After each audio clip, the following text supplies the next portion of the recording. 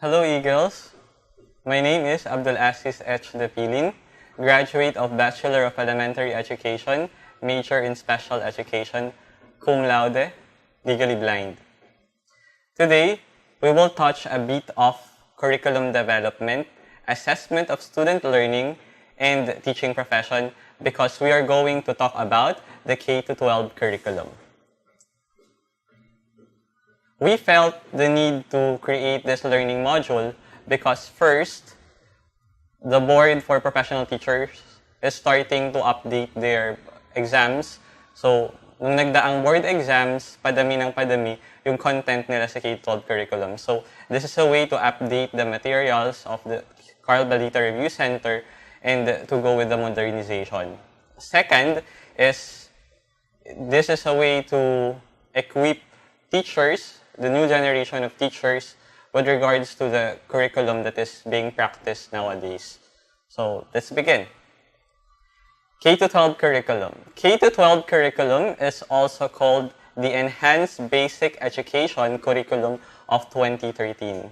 Again, another name for K-12 curriculum is the Enhanced Basic Education Curriculum, or EBEC. Acronym for the Enhanced Basic Education Curriculum is EBEC.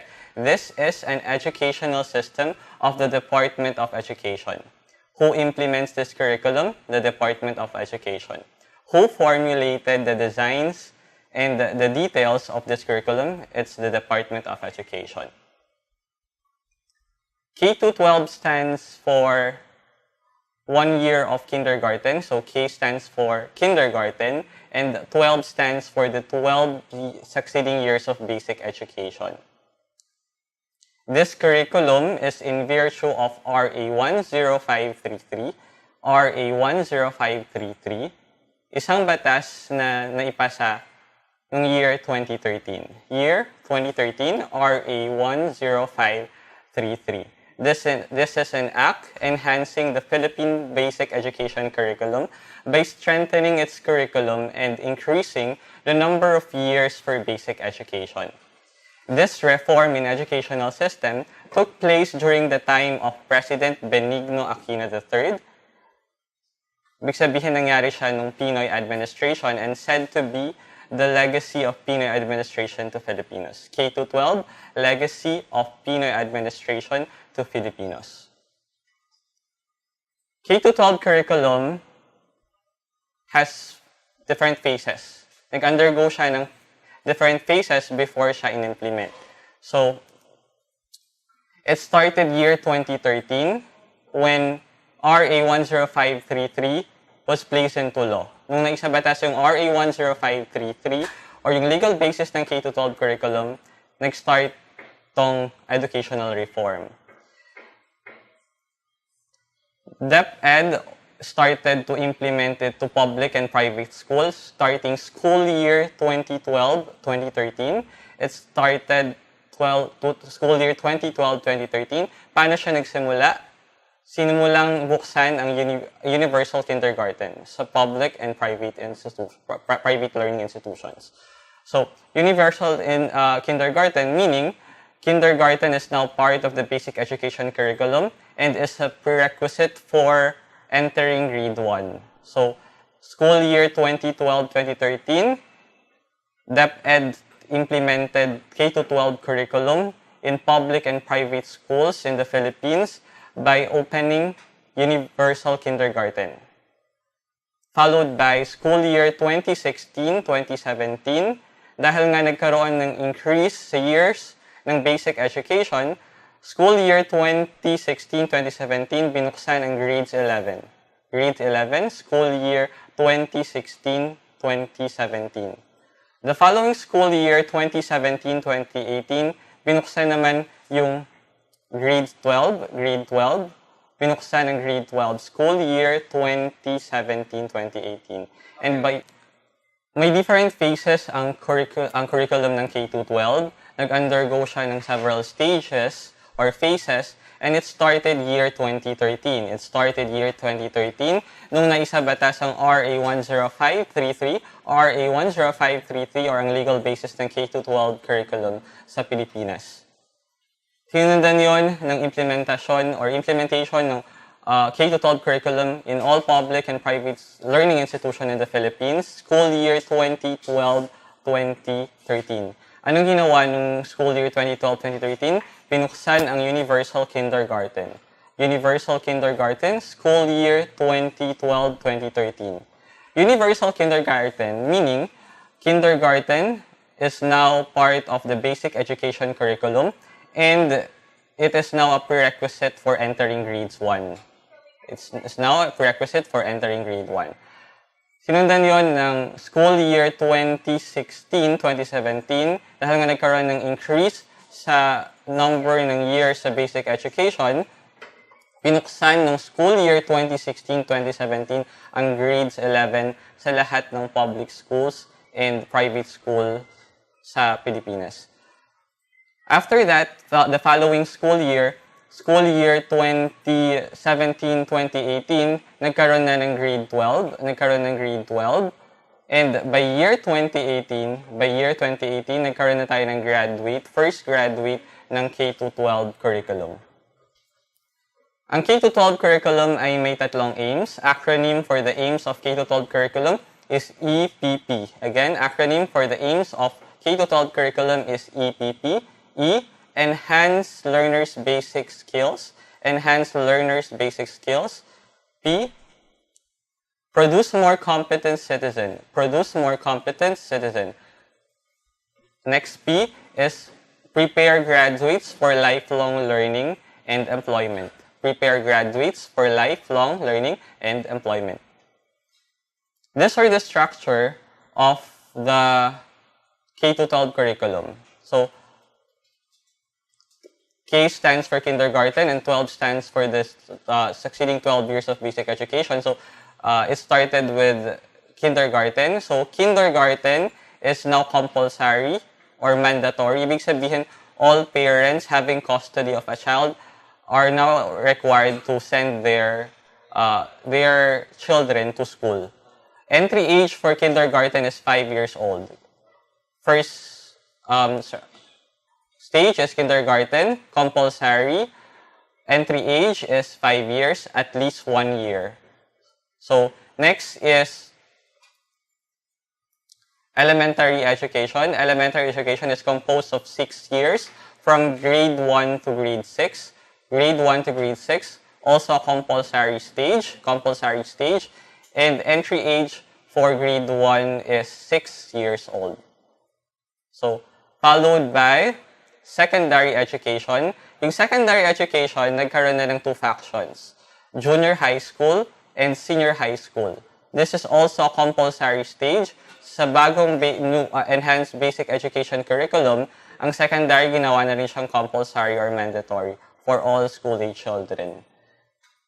So, junior high school from grade 7 to grade 10, entry age is 12. And then for senior high school or SHS, entry age is 16. So by the time na gagraduate yung senior high school, 18 years old na sila, it made them legally ready and prepared to get a job or to proceed to higher education. Ang isa sa mga bagong ginawa ng K-12 curriculum, they have introduced the concept of tracks and strand for senior high school. Ito yung parang specialization ng mga students na nasa senior high school. So, acronym for the tracks and strand, we have SAT, S-A-T. First track is the sports, arts, and design. Second is academic track. And third is technical vocational livelihood or TVL. So, for academic track, meron tayong 4 na strands. It is, acronym for that is GASH. First strand is General Academic Strand, followed by Accountancy, Business and Management. Third is Science, Technology, Engineering, Mathematics. And last is Humanities, Education, and Social Sciences. So, yun yung apat na strands ng academic track ng senior high school. Why do we need to implement this kind of curriculum? Ano yung mga reasons? So, acronym for the reasons for the implementation of K-12 curriculum is DRICS. DRICS, D-R-I-C-S. So, first is because of decongestion. Sa old curriculum, congested or overcrowded ang curriculum. Ibig sabihin, they have placed so much competencies, time is insufficient for the mastery of the learning competencies. So sa bagong K-12 curriculum, they have decongested the curriculum. Paano? They have increased the number of year from 10 to 12. From 10 to 12. R, readiness. Graduates of this curriculum will be more ready and more prepared to move to their respective career. So, pwede silang pumili ng career na tatahakan nila. It could be for entrepreneurship, pwede rin for employment agad-agad because by the time they graduate to senior high school, 18 years old na sila, making them legally ready to enter to a contract. And they will be more ready to enter higher education or to proceed to higher education or sa college. Next reason is for international recognition.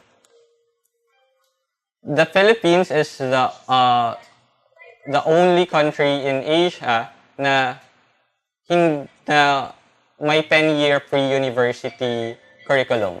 So, tayo yung last sa Asia nag-implement nag-increase ng years. So, foreign countries usually don't recognize our graduates as professionals. So, by implementing this kind of curriculum, may magkakaroon ng mutual recognition.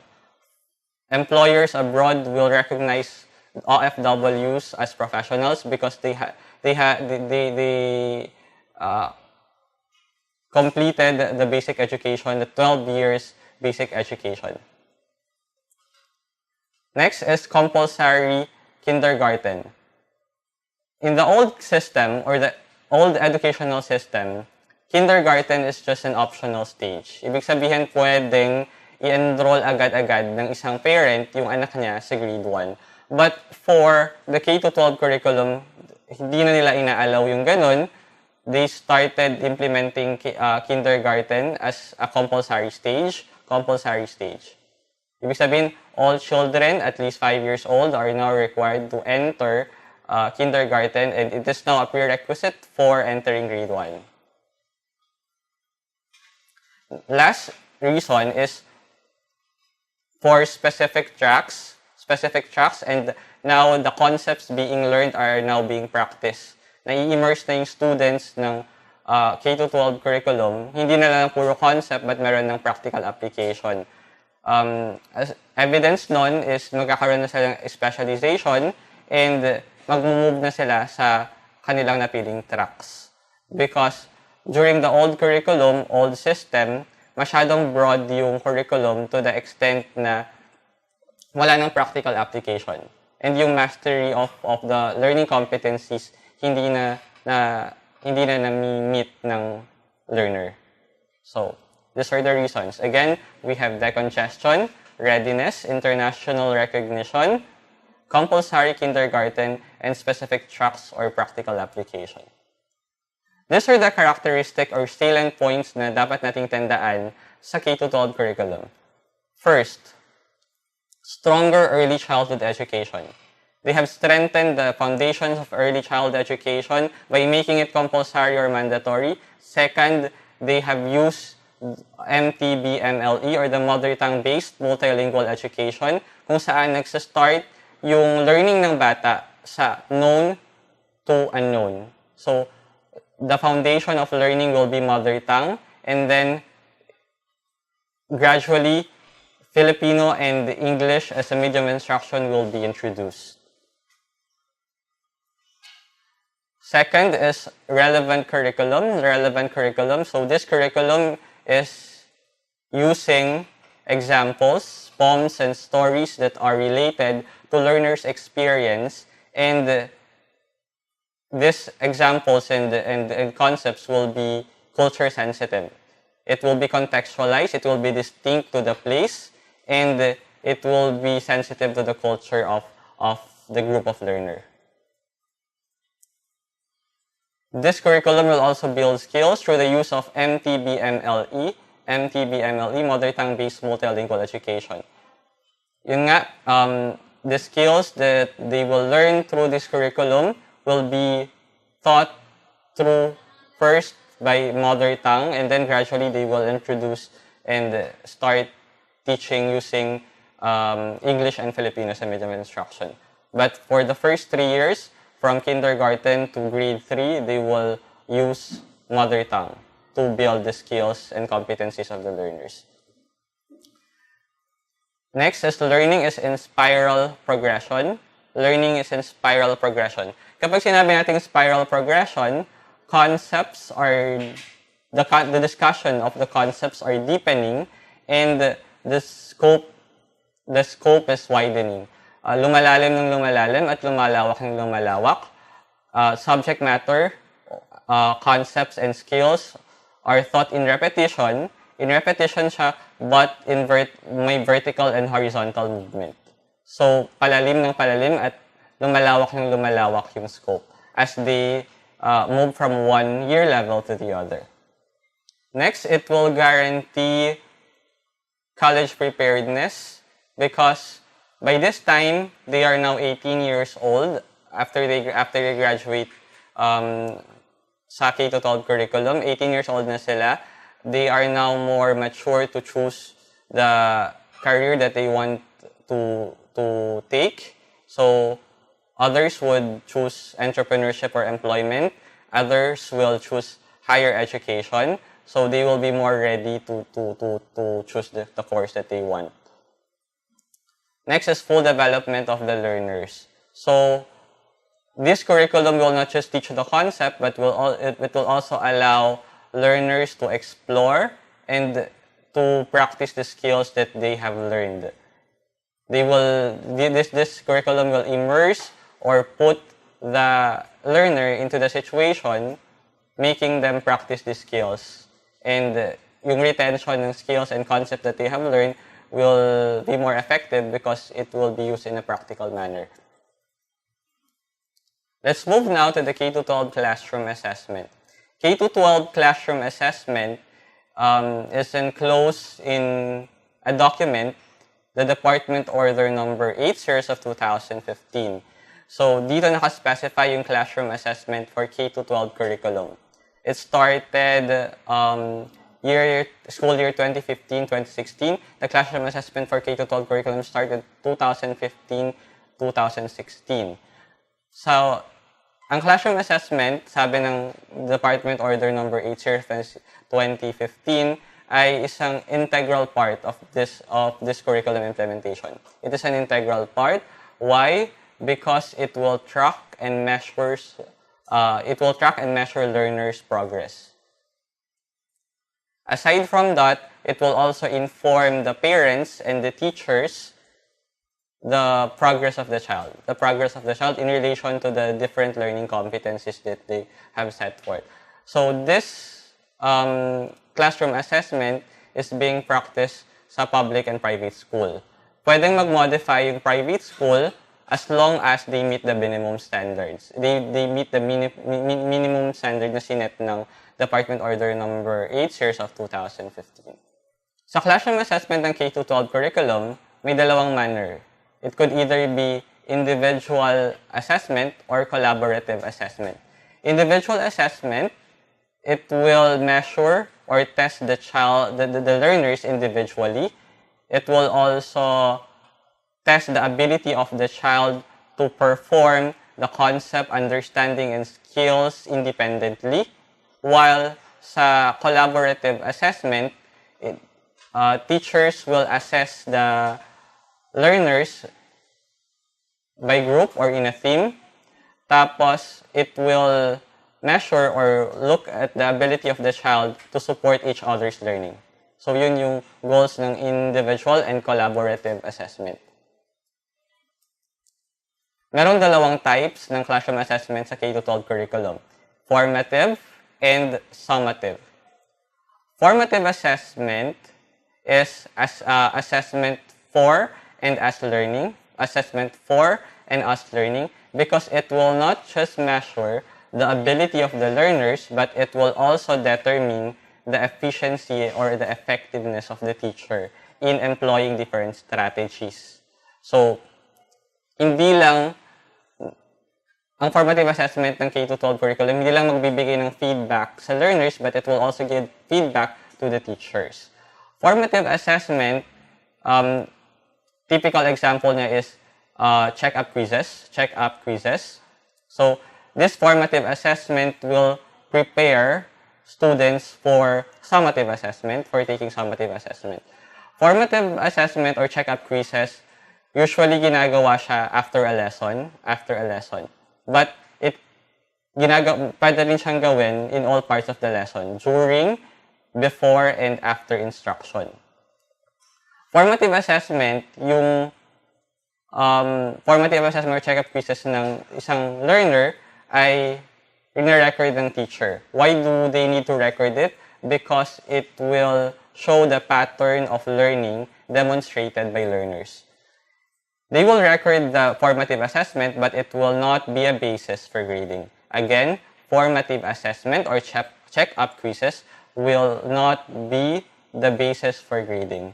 Hindi siya pwedeng maging part ng grade ng student. It will just check the progress of the child and give feedback to the teacher.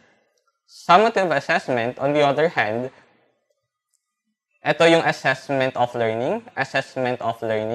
It is usually administered at the end of one unit, at the end of the unit of study, or at the end of the quarter or grading period.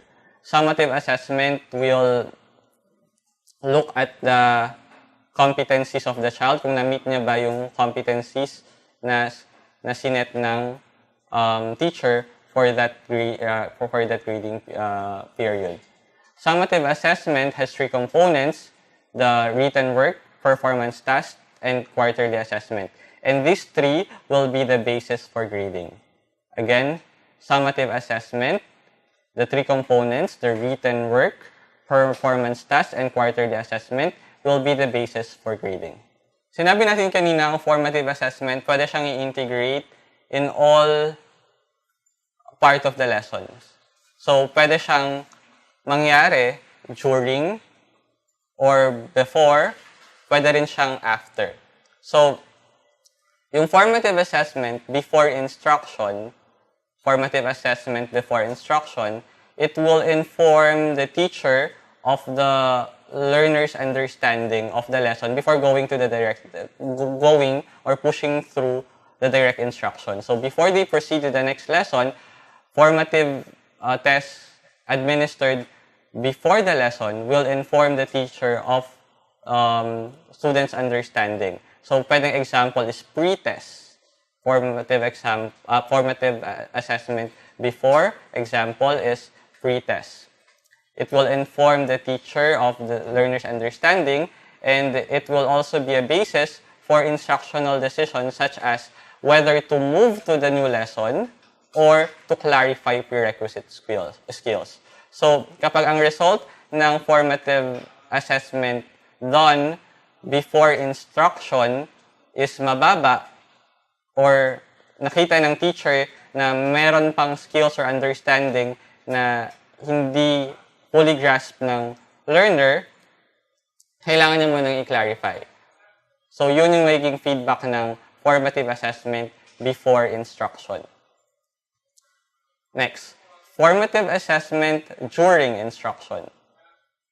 Formative assessment during instruction will inform the teacher of the learner's progress in relation to the learning competencies. Ibig sabihin, through this kind of assessment na ginagawa during instruction, malalaman ng teacher kung yung concept ba na ituturo niya or tinuturo niya ay malapit ng makuha ng learner, or nakuha niya na ba, or na-master niya na ba.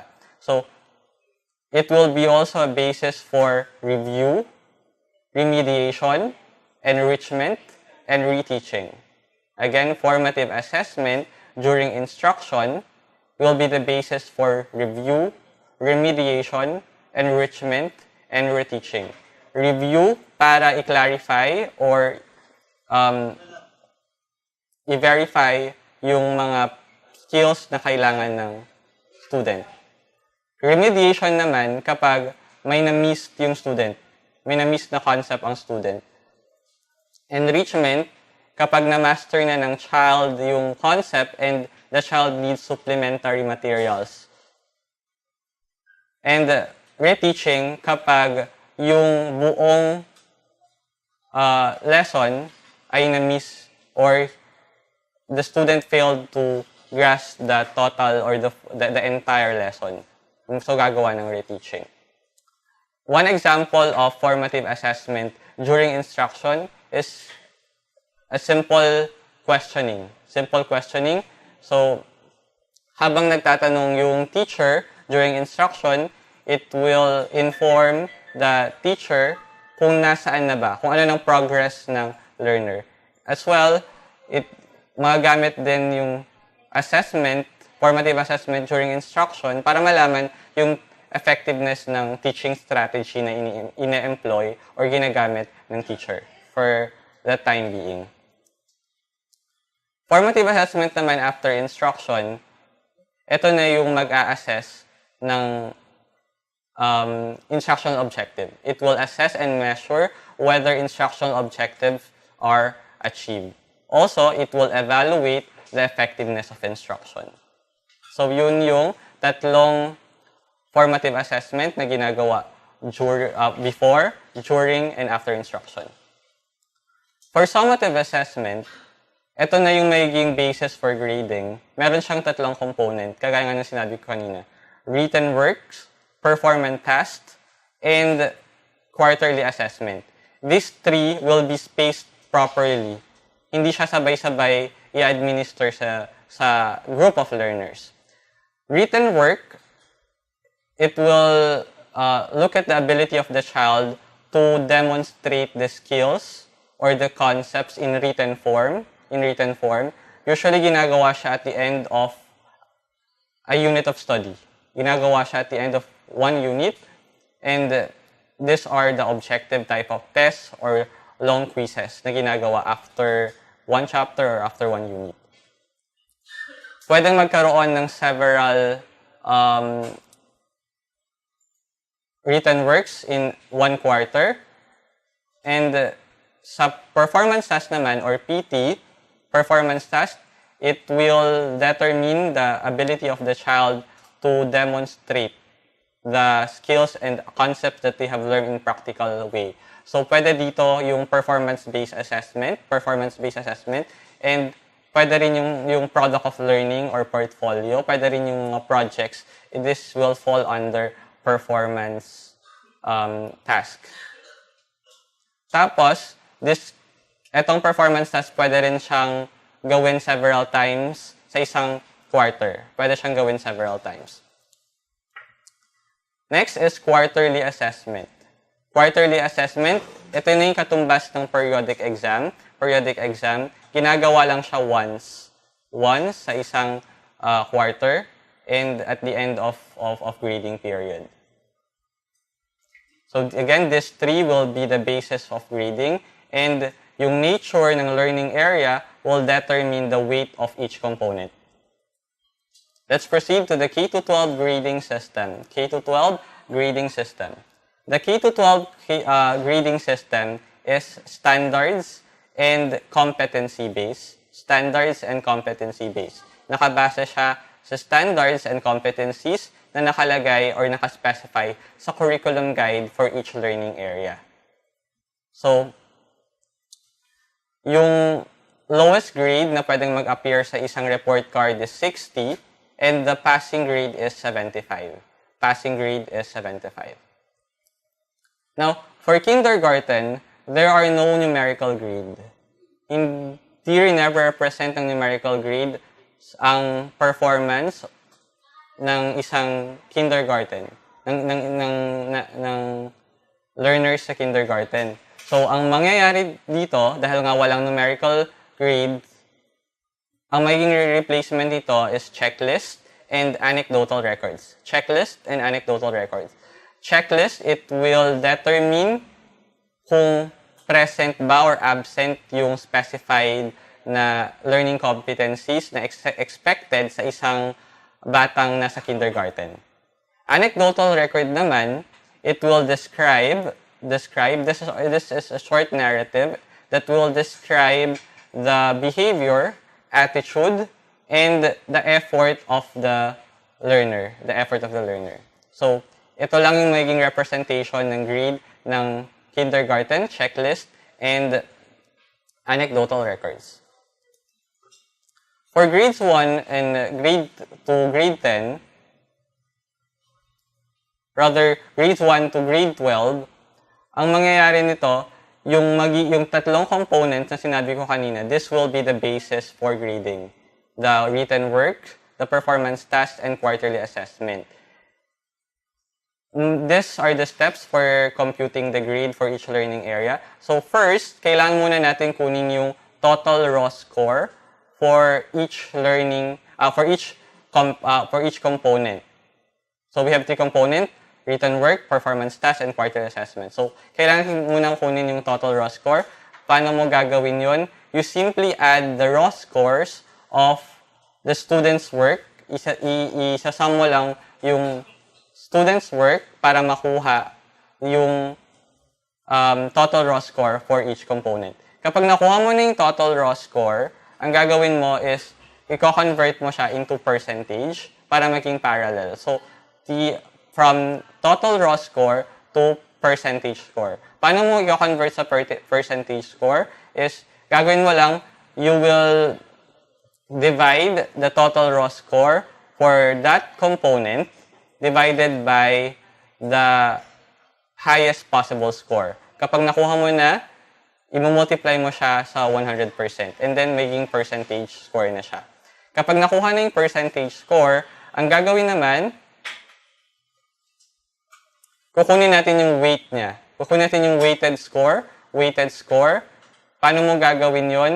You will look into the weight of that component sa isang learning area. So, for example,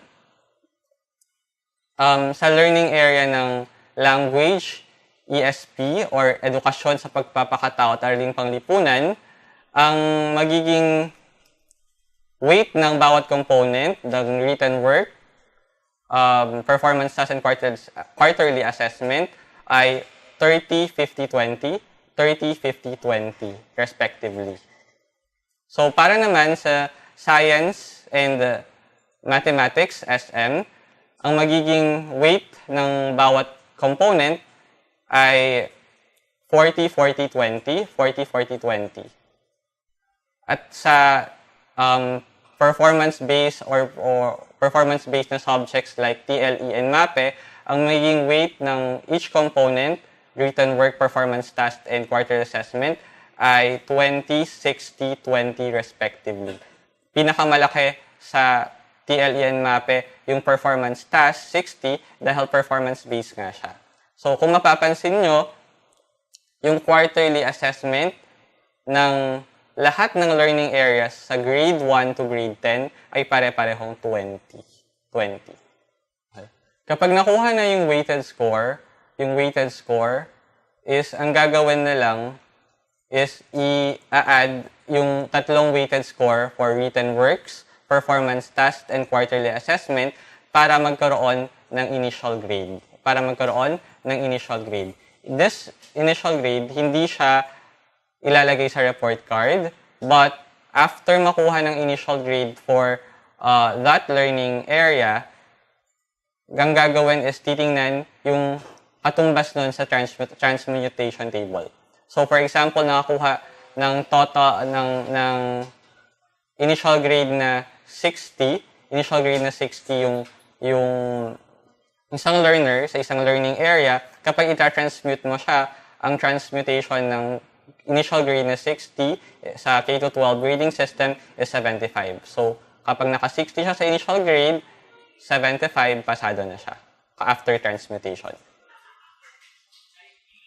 Kapag meron ng transmutation, that's the time na isusulat na siya sa report card.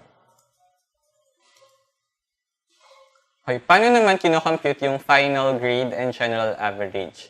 So, for grade 1 to grade 10, ang gagawin lang is kukunin yung average ng 4 quarters, kukunin yung average ng 4 quarters. That will be the final grade for that learning area. Paano naman kunin yung general average? So, para makuha yung general average is computed by dividing the sum of all final grades by the total number of the learning areas. So, i-add lahat ng final grade sa lahat ng learning areas, tapos i-divide siya by the total number of learning areas. So, yun na yung magiging general average ng isang learner na nasa grade 1 to grade 10. Each component or each learning area has equal weight. And the grade will be written in whole number.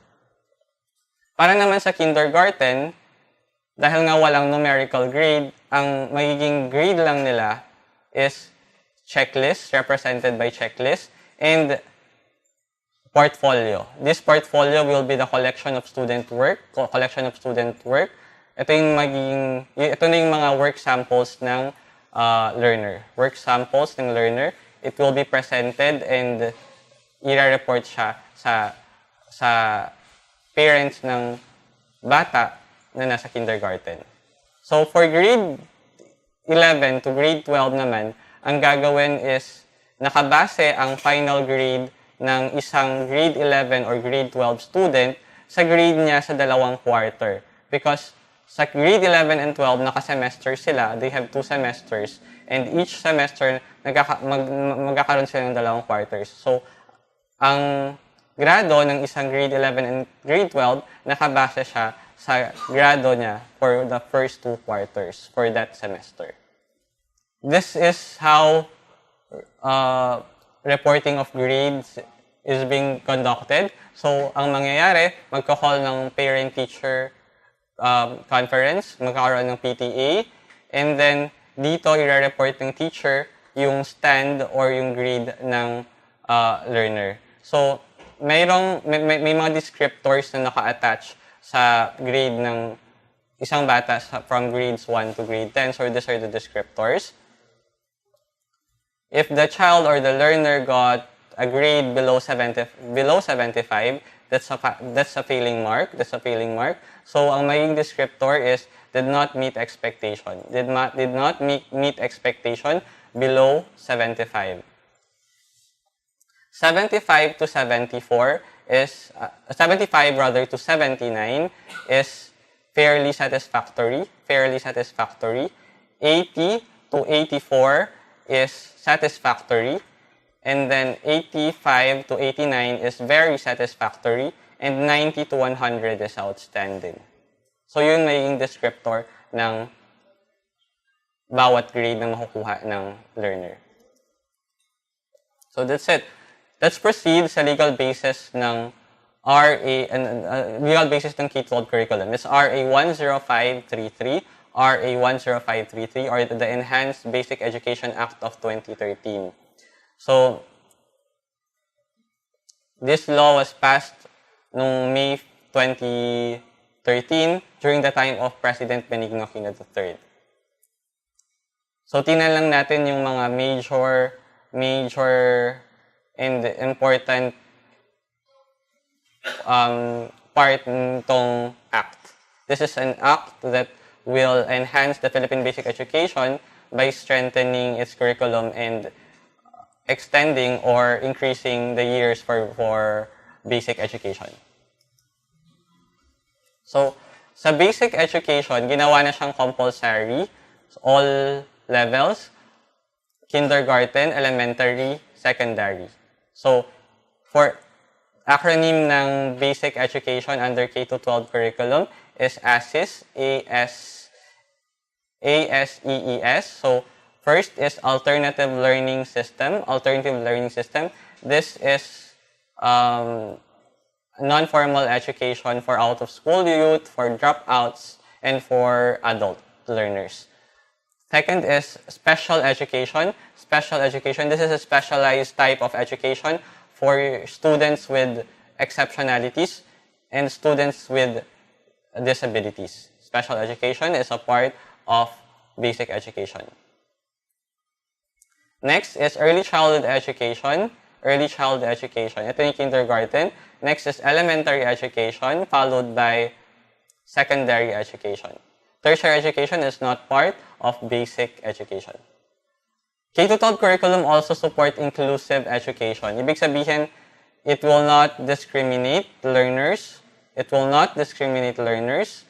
So it will, regardless of age, regardless of gender, race, nationality, or disability, students will be catered under the K-12 curriculum. So may mga programs under the inclusive education of K-12 curriculum. These are as follows. First is the Program for Gifted and Talented, PGT. This is a specialized program for students with high intellectual abilities, the intellectually gifted and talented students. Next is Program for Children with Special Needs, PCSN, otherwise known as Program for Learners with Disabilities. This is a specialized program that aims to include learners with disabilities or learners with exceptionalities. Next is Madrasa program. Madrasa program is in collaboration of Commission on Muslim Filipinos because this is a program for Muslim students. Next is Indigenous People Education Program, a program for indigenous people. Yung mga ethnic groups, this is a way to cater them and to include them to the basic education curriculum. Last is Program for Learners Under Difficult Circumstances. This is a program designed for students with chronic disability, those students who suffer from extreme poverty. So, lahat ng students na may difficult circumstances being catered sa program for learners under difficult circumstances. So next, these are the guiding principles of the K-12 curriculum. So K-12 curriculum is formulated and designed by SpEd primarily in collaboration with SpEd and TESDA to harmonize the curriculum. So these are the guiding principles.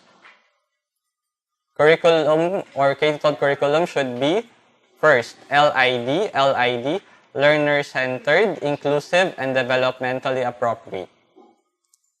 2, RRR or 3R, curriculum is relevant, responsive, and research-based. Relevant, responsive, and research-based. 3 is GCS, gender and culture sensitive. Gender and culture sensitive. 4 is CG or contextualized and global. Contextualized and global. 5, CIRCI. Ibig sabihin, curriculum or K-12 curriculum is constructivist, inquiry-based, reflective, collaborative, and integrative. Next is curriculum adheres to the principles of MTBMLE or Mother Tongue-Based Multilingual Education, a kind of non-formal or formal education that starts from the known to unknown. Next is learning under the new K-12 curriculum is in spiral progression approach. In spiral progression approach, widening and deepening scope, vertical and horizontal movement of learning. And last, the curriculum is flexible. Ibig sabihin, it will allow localization and contextualization of materials and resources to adapt to the diverse needs of the learners.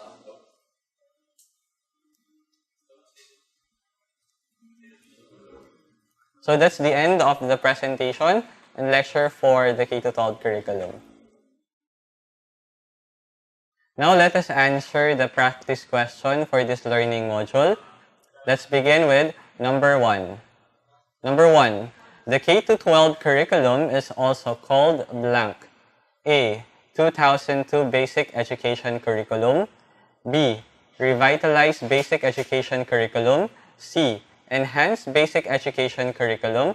D. Extended Basic Education Curriculum.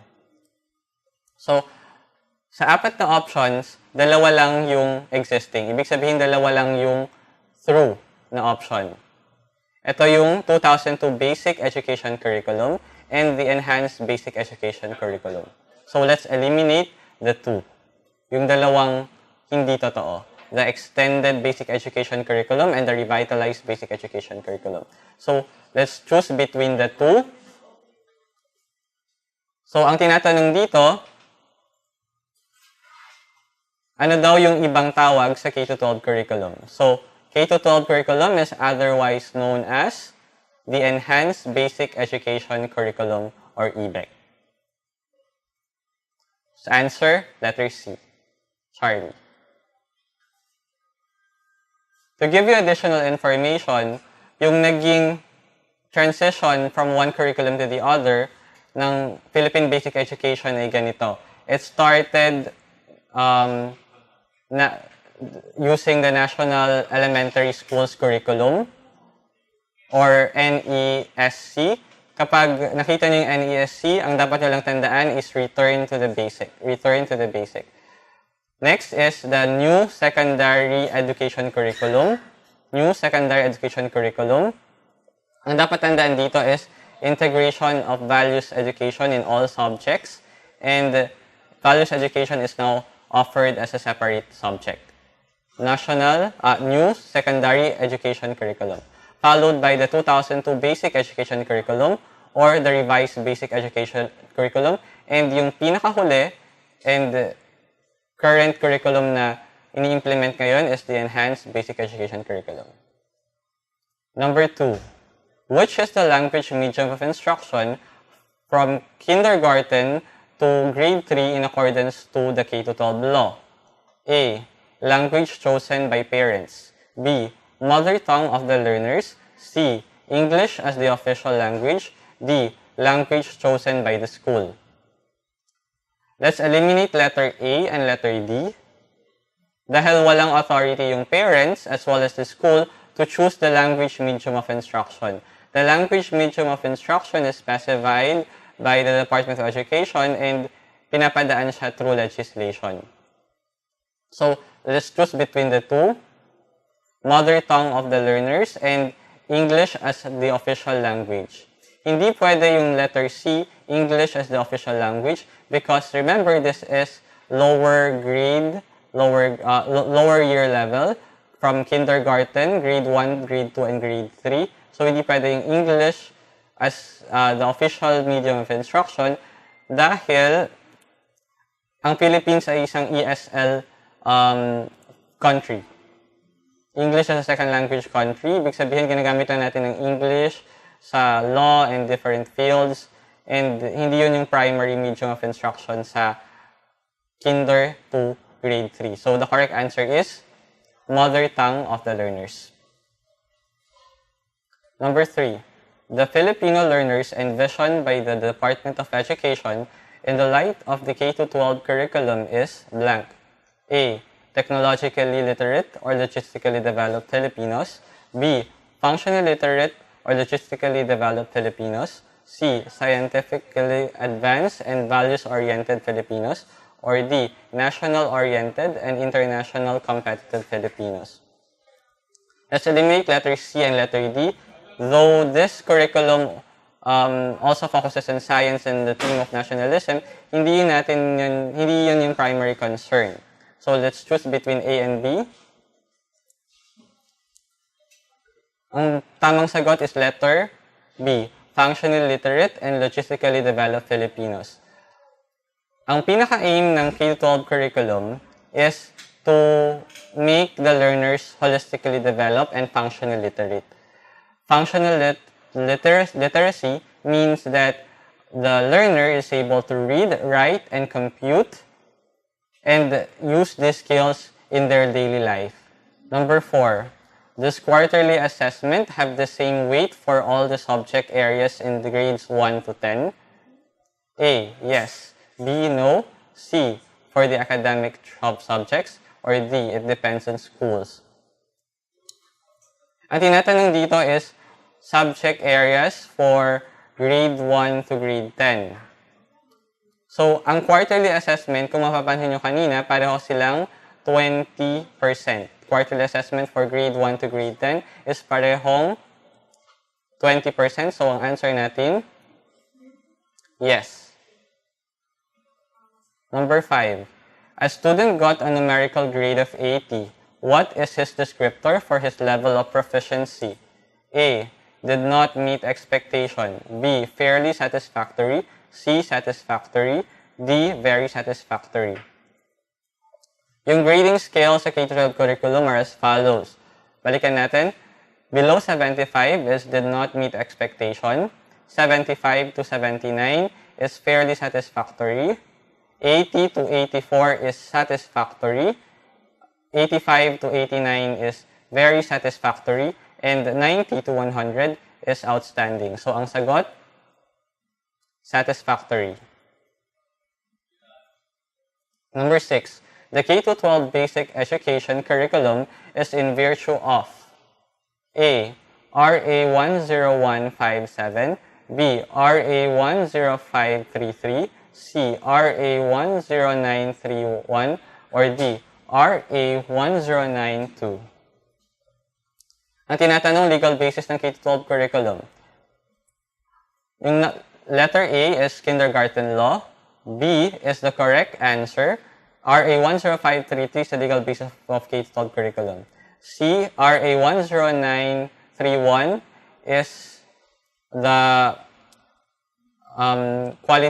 Free Quality Tertiary Education Act.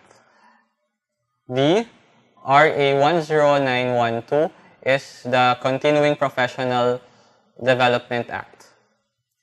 So answer, letter B, RA 10533 or the Enhanced Basic Education Act of 2013. Number 7, a student got a numerical grade of 90. What is his descriptor for his level of proficiency? A, outstanding. B, very satisfactory. C, satisfactory. Or D, fairly satisfactory. Grades ranging from 90 to 100 is considered as outstanding. Answer is letter A. Number 8. What comprises the spiral approach in teaching math in K-12 curriculum? So, kapag may spiral approach, may progression, ibig sabihin, may vertical and horizontal movement. So, ang sagot natin is letter D. Progressively teach math concepts. Answer, letter D. Number 9. What is the entry age for kindergarten under the K-12 basic education curriculum? A, 3, B, 4, C, 5, or D, 6. Let's eliminate letter A and letter B. It's too early, 3 and 4. So, ages 6 years old or 6 years old is the entry age for grade 1. So, the correct answer is letter C, 5. 5 years old is the entry age for compulsory kindergarten or the entry age for the universal kindergarten under the K-12 curriculum. Number 10. The following are the tracks of the K-12 curriculum except. So, kanina, meron tayong acronym for the tracks. We have SAT. So, we have sports, arts, and design, academic, and technical and vocational livelihood. So, ang hindi included, ay hindi track, ay letter C. Business, accountancy, and management. Business, accountancy, and management is a strand of the academic track. Ang ibang strand ng academic track ay general academic strand, science, technology, engineering, mathematics, and humanities, education, and social sciences. Number 11. In assessing learner under the K-12 curriculum, this component will be the basis for grading. So ano daw yung magiging basis for grading? Kanina sinabi natin na ang formative assessment should not be used as a basis for grading. So, alisin natin yung number 2. So, let's remove all options having number 2. So, ang magiging sagot natin is letter C, 1, 3, and 4. So, the three components that will be the basis for grading are the following: written work, performance test, and quarterly assessment. The nature of the learning area will determine the weight for each component. Number 12. The K-12 Basic Education Program uses a blank grading system. A. Performance and outcomes based. B. Knowledge and performance based. C. Standards and competency based. D. Skills and practice based. Alisin natin yung letter B and letter D because this standards are just knowledge and skill based, hindi siya holistic.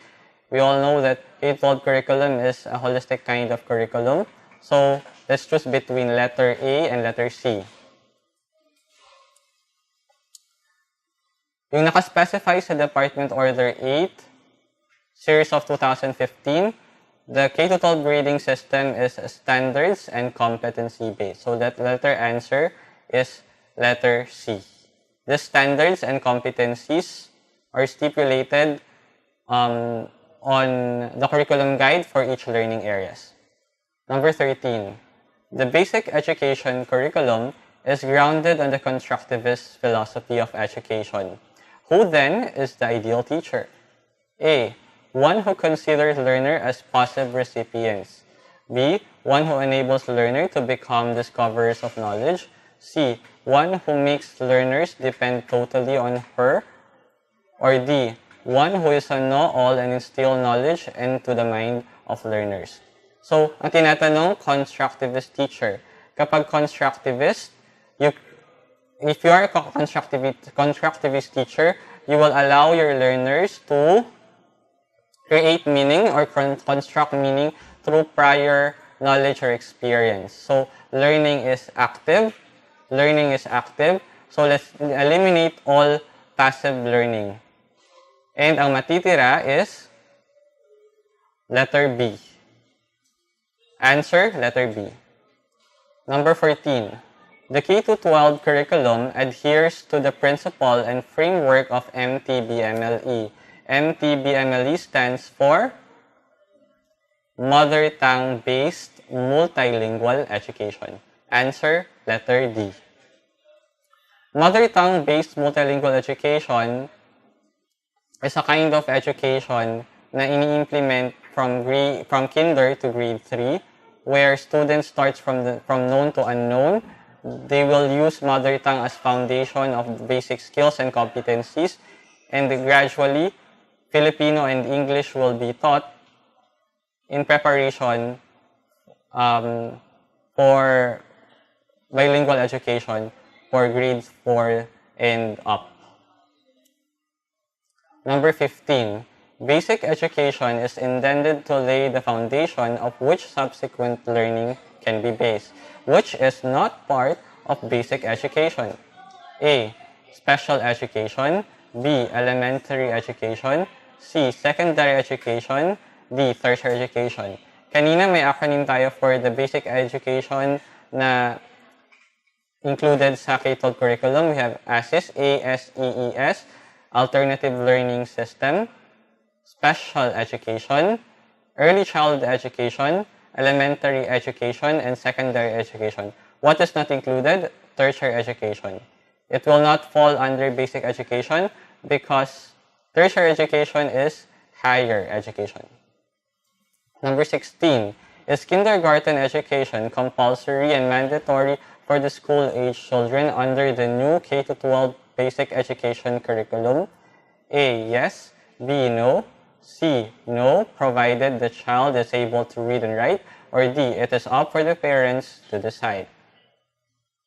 During the old curriculum or the old system, kindergarten is an optional stage, meaning it's not compulsory, but sa bagong curriculum, because they have strengthened early childhood education, they made it compulsory. So the answer is yes.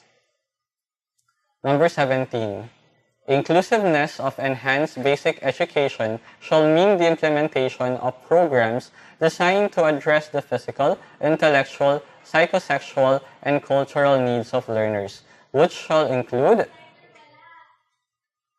So inclusive education is a kind of education that will bring different sectors together. It will not discriminate any learner. It will not look at the race, gender, or culture, or tradition, or religion of the child. So, dapat lahat ng sectors are included. So, basically, all of this are included. 1, 2, 3, and 4. Number 18. The Maharlika Elementary School implements K-12 curriculum. It recognizes the ability level of its pupils. Thus, the content of each subject areas taught across grade level are so organized that the simple concepts are taken up in the earlier grades and the more difficult one in the higher level. This shows a widening and deepening sequence of similar concepts taught through the elementary level. Which curriculum design is this? So, kung merong widening and deepening, it is spiral. Answer letter B. Number 19. To ensure mastery of knowledge and skills after each level, the K-12 Basic Education Curriculum shall use the progression approach, the blank progression approach. So, kapag may progression, again, it's spiral. Answer letter A. Number 20. What is not an essential requirement for allowing a non-college graduate to be hired as a teacher in senior high school? A. Knowledge expertise. B. Needs of schools. C. Completed tech box course. Or D. Teach specialization or teaching specialization.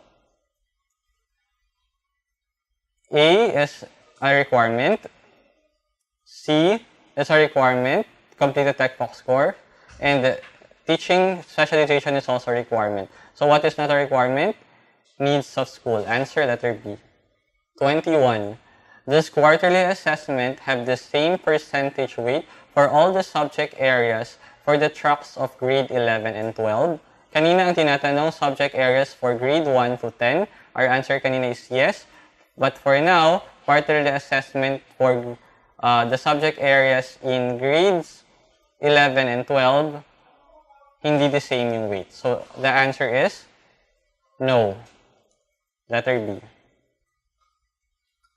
Number 22. What descriptor applies to the student who failed to meet standards? Kapag failed, if the students did not meet the standards, the descriptor will be did not meet expectations. Answer, letter B. Number 23.